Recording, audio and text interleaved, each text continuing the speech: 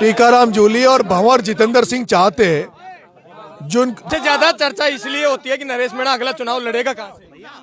देखिए, पायलट साहब ने कभी भी मेरा हित किया ही नहीं, ये मैं जानता हूँ। वहाँ कांग्रेस में बहुत सारे प्रतिपक्ष होके कोई मतलब नहीं है। मीणा समाज जिताता है टीकाराम जूली को। कांग्रेस बानसूर विधानसभा से शकुंतला राउत भी गई थी हराने। इस मीणा को सुनने आया हूँ और ये बोलने आया हूँ कि टीकाराम जूली हारे तो उसकी वजह होनी चाहिए नरेश मीणा, क्योंकि अंत गए थे टीकाराम जूली। नेता प्रतिपक्ष होके कोई मतलब नहीं है। मीणा समाज जिताता है टीकाराम जूली को।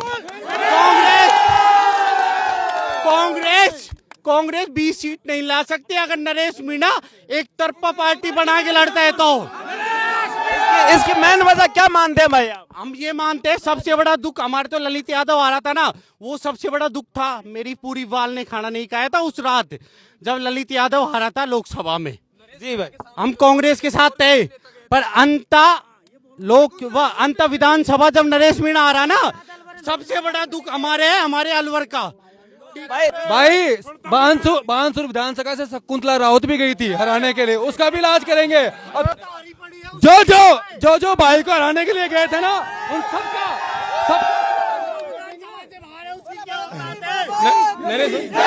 हमारे पास सबकी लिस्ट है। नरेश मीणा को हराने के लिए कौन कौन गया? एक मिनट। जो भी जिस विधानसभा से नरेश मीणा को हराने गया है उसका पत्ता साफ होगा 2028 में। वो याद रखें, 2028 की पूरी दमखम से तैयारी हो चुकी है। बोलो नरेश मीणा जिंदाबाद। नरेश भाई अलवर पहुंचे हैं, बड़ी संख्या में युवा साथी आपका साथ देने आए हैं, कैसा महसूस? मैं भाई महेंद्र यादव के चैनल ब्लैक एंड व्हाइट की 30वीं वर्षगांठ पर उनके द्वारा आयोजित कार्यक्रम में आया हूं और ये सारे लोग समर्थक जो यहाँ इकट्ठे हुए हैं, इनमें इनकी जो भावनाओं को मैं समझने की कोशिश कर रहा हूँ कि इनकी भावनाएं क्या है, और इनकी भावनाएं आपके सामने हैं। आप पूछो इनसे ये क्या चाहते हैं।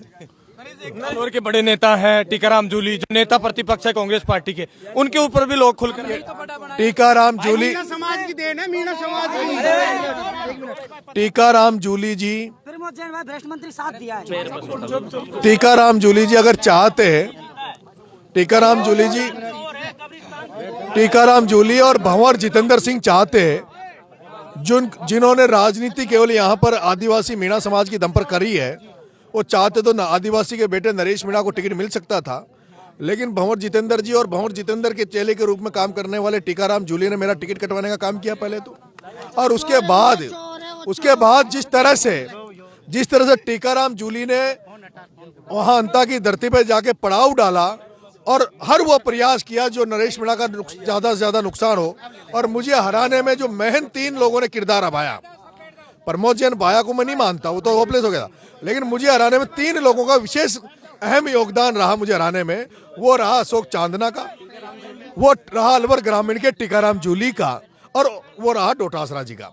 इन 3 आदमियों ने विशेष प्रयास किए मुझे चुनाव हराने के लिए। और मैं यहाँ देख रहा हूँ ये सारे लोग अलवर ग्रामीण के युवा साथी हैं, और अब ये इनकी भावनाएं बोल रही है कि साहब हम 2028 में बदला लेंगे। ये चाह रहे थे कि मैं अंदर जो कार्यक्रम था उसमें टीकाराम को लेकर कुछ प्रतिक्रिया दूं, लेकिन ये एक पत्रकार का कार्यक्रम था, वहाँ राजनीतिक बात करना ठीक नहीं था। लेकिन अब मैं इनसे भावनाएं जान रहा हूँ और ये कह रहे हैं, और हो सकता है मैं जल्दी इनकी भावनाओं को मानते हुए जल्दी अलवर ग्रामीण में एक बड़ा कार्यक्रम रखेंगे और अलवर ग्रामीण में आएंगे। सबसे ज्यादा चर्चा इसलिए होती है कि नरेश मीणा अगला चुनाव लड़ेगा कहां से? देखिए मेरे लिए सीट की कोई कमी नहीं है, मेरे लिए सीट की कोई कमी नहीं है, और मेरे लिए चुनाव लड़ना भी कोई अहम नहीं है। मैं चुनावी राजनीति नहीं कर रहा, ना मैं एमएलए एमपी बनने के लिए राजनीति कर रहा, मैं बदलाव के लिए राजनीति कर रहा हूं। मैं वो जो पिछड़े लोग हैं, कमजोर लोग हैं, उनको राजनीति में भागीदारी दिलाने के लिए, अच्छे लोगों को राजनीति में लाने के लिए राजनीति कर रहा हूं।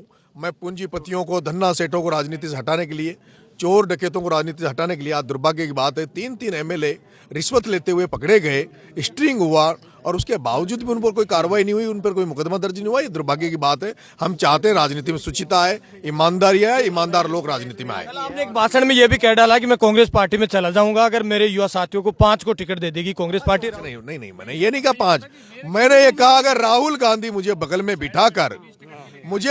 बिठाकर अगर ये पूछे कि बताओ नरेश भाई तुम्हारी क्या समस्या, क्या तुम्हें चाहिए, जैसे ये जो बाकी नेता जिनके पास वोट नहीं है उनको मालिक बना रखा है, और जिनका जो मालिकाना हक जिनको मिलना चाहिए, जिनका वोट है, ताकत है, जो कांग्रेस को जिंदा रखते हैं, उनका कांग्रेस अपमान करती हो, कांग्रेस उनको कोई प्रतिनिधित्व नहीं देती हो, तब मैंने कहा है कि क्योंकि मैं शुरू से ही राजनीतिक तौर पर मेरी सोच कांग्रेस के प्रति सॉफ्ट रही है, कांग्रेस के प्रति मेरा विचार रहा है, कांग्रेस से एनएसएस निकल के आया था, लेकिन अभी मैं 3 बार 4 बार टिकट मांगता हूं, टिकट नहीं मिलता।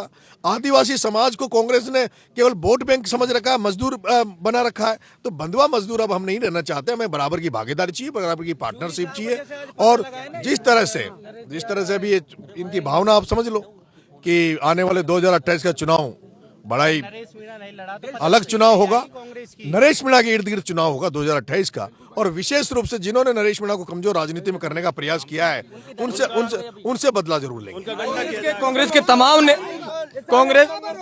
के तमाम नेताओं का आप विरोध करते हैं, लेकिन सचिन पायलट का नाम तक नहीं लेते आजकल। क्या मैं नाम इसलिए नहीं लेता क्योंकि पायलट साहब ने कभी भी मेरा हित किया ही नहीं, ये मैं जानता हूं।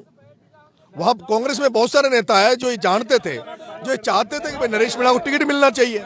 नरेश मीणा जिस मजबूती के साथ खड़ा, नरेश मीणा के कुछ चाहने वाले लोगों की संख्या इतनी बड़ी है, वो चाहते हैं नरेश मीणा को। तो ऐसे बहुत सारे लोग हैं जिनकी तो मैं कभी नाम नहीं लेता, मैं तो उन्हीं के नाम लेता हूं जो खुद कांग्रेस को खत्म कर रहे हैं। नरेश मीणा है अलवर में, नरेश मीणा कह रहे हैं कि चुनाव लड़ेंगे और पूरी दमखम के साथ 28 की तैयारी में लग गए हैं। जिस तरीके से युवा साथी कई नेताओं का विरोध भी कर रहे हैं। आप मेरे साथ देख रहे हैं तेज मीडिया ग्रुप और मैं हूं तेजपाल। जय हिंद, जय भारत।